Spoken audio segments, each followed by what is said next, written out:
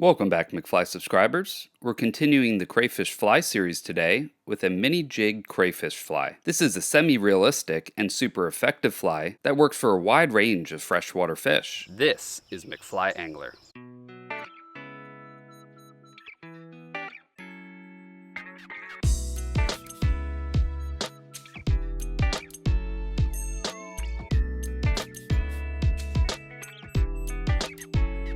And it starts now.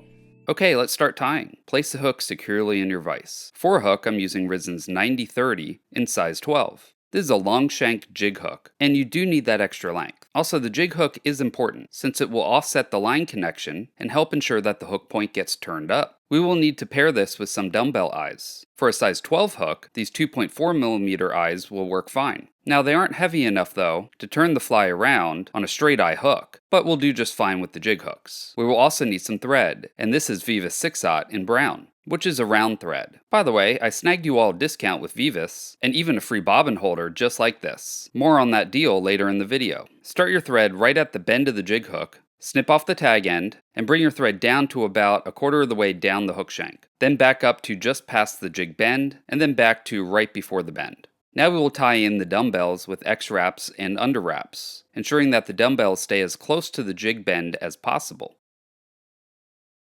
After the eyes are secure, then bring your thread down to the hook bend and adjust the eyes so that they're straight.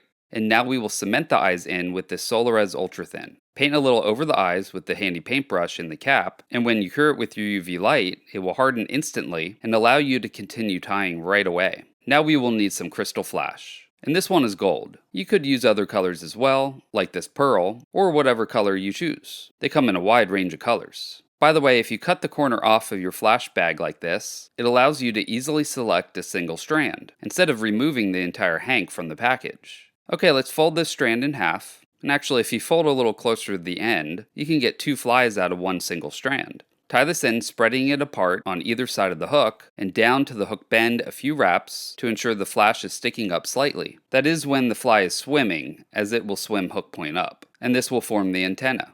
Okay, let's make a thread bump right behind the antenna, and end your thread right behind that bump. Now for some legs. You could use these silly legs, which come in a wide range of colors, even two-tone like these hot-tipped ones. However, they tend to be a bit more fragile, and I fish these flies for sunfish occasionally, and they bite those silly legs off all the time. So I like to use the centipede legs, which are round rubber legs, and much more durable. Cut one strand off the hank, and fold it in half.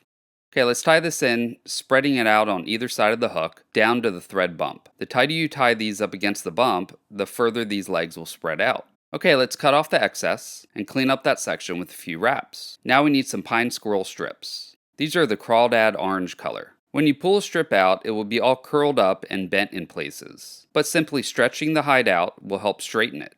We need 2 pieces off the strip, about a hook shank length. And then I like to cut a taper into the tip like this for both. Stripping off some fiber from the back of each strip and wetting them will help us tie them in.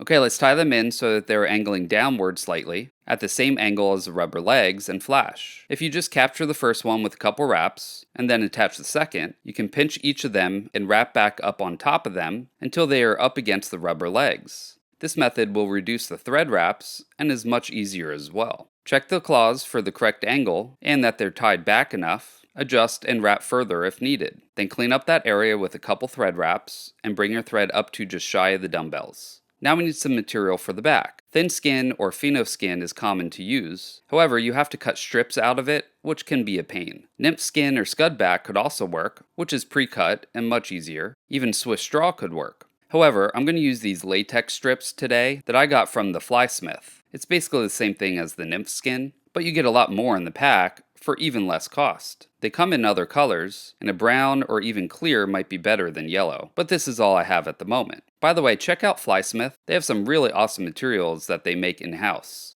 Okay, let's cut a taper into one of the strips, which will make it easier to tie in. Then capture it at the tip on the top part of the fly to hold it, and then start wrapping this back until you reach the start of the claws. This can be tough to do though, especially with the hook point in the way.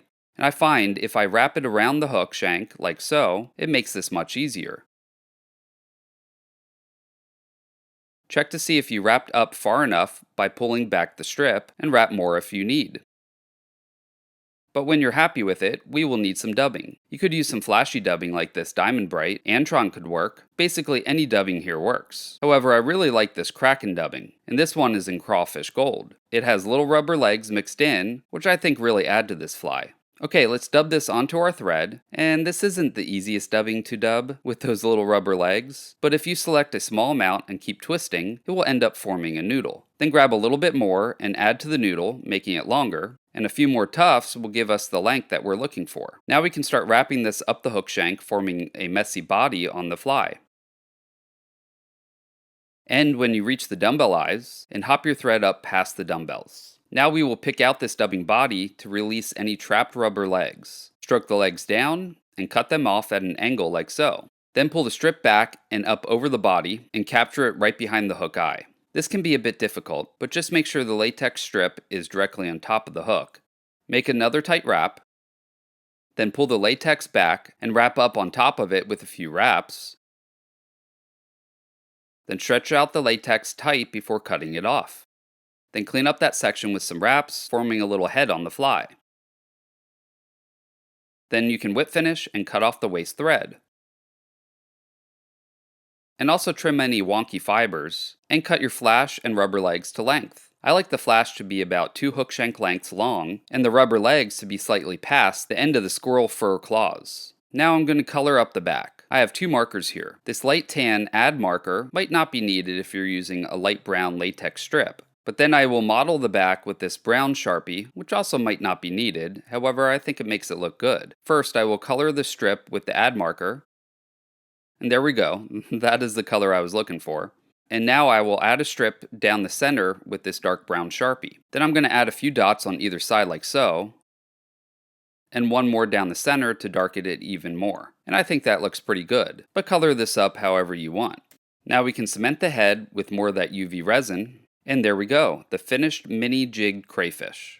By the way, if you wanted, you could add a strand of fine monofilament before you dub the body, and then use that to add ribbing or segmentation to the latex back. I chose to show you guys a quicker and easier method of tying this, but that is an option as well if you want to add even more realism to this fly. To be honest, I'm not sure the fish really care all that much, but it definitely makes the fly look even better. These can also be tied in a number of different colors to match the hatch of your local crayfish. Either way though, this fly will catch fish, and lots of them. It is small, and can be fished like a nymph, even dropped under an indicator if you so choose. However, it is also a fly that you could fish like any other crayfish. You can bounce it off the bottom, or even swim it. With that jig hook, every single twitch of the line will make the claws raise up a little bit, like so, looking like a crayfish in a defensive stance. The jig hook also allows us to use a lighter dumbbell eye, since it offsets the line connection and drops the weight further down, forcing the hook point up with less weight, meaning that these are easier to cast with a lighter rod. I actually fish these on a 3-weight quite often.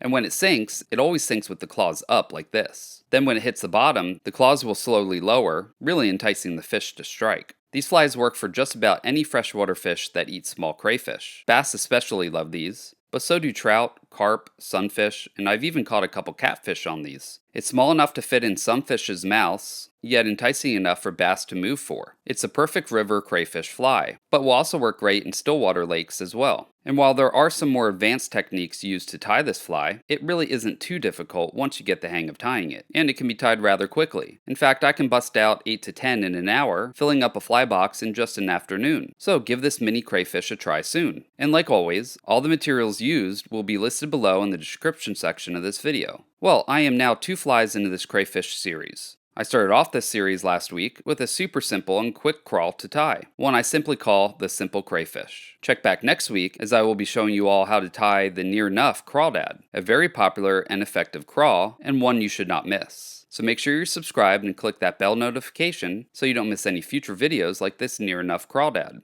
By the way, I sell those fly boxes that you saw earlier, and these are double-sided with enough room to hold even large streamers. They have a strong magnetic clasp in them that closes almost every time you drop them. They're also made entirely of foam, so they float. And this means you will not lose your entire box when you accidentally drop them in the water. I also sell other awesome fly boxes and hats as well, and your purchase helps support this channel. helping me keep the lights on so I can continue making videos like this. I will put a link to my Amazon storefront in the description section of this video if you're interested in picking up some of my gear. Now, as promised, I want to share that deal with you that Vivas has offered. Vivas offered something called a VIP program. For $99, they will give you 10% off their entire store, and they sell more than just thread. A $120 gift card to use in their store, which is basically like getting a free $20, and a free shirt. However, if you click the link in the description section of this video, they will throw in an awesome bobbin holder as well. If you don't want to sign up for that VIP program, you can still get 10% off of any order just by clicking that link below. Also, check out my sponsor, Risen Fly. They made the hooks I use today, but they also make some awesome fly rods and other gear at amazing prices. They're offering you all 15% off your first order with them, so just type in McFly at checkout for that discount.